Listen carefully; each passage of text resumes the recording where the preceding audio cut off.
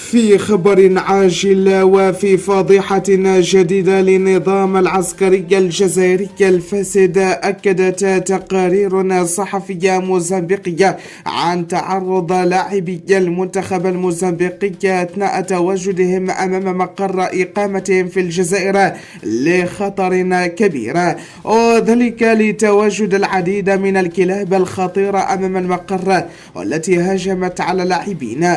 وحسب نفس التقارير فإن اللاعبين حاولوا إبعاد هذه الكلاب والتغلب عليها وطردها بسرعة. وجاء في تصريح لأحد لاعبي المنتخب الموزمبيقي بأن اللاعبين عاشوا خطرا كبيرا، مؤكدين أن تواجدهم بشكل جماعي هو من أنقذ الموقف وهو الذي أنقذهم من ذلك الخطر، مؤكدين بأن لو كان لاعب واحد أو اثنان لتعرض لشيء خطير، مؤكدين عدم ارتياحهم بعد الواقعة المذكورة في الجزائر. وأكدت التقارير نفسها بأن الظروف الغير المناسبة التي يعيش حاليا المنتخب الموزمبيقي في مقر إقامتهم في الجزائر دفع بالاتحاد الموزمبيقي لطلب عودة لاعبيه من الجزائر والانسحاب بشكل رسمي من البطولة التي تنظمها الجزائر. شكرا لكم على حسن المتابعة، إلى اللقاء.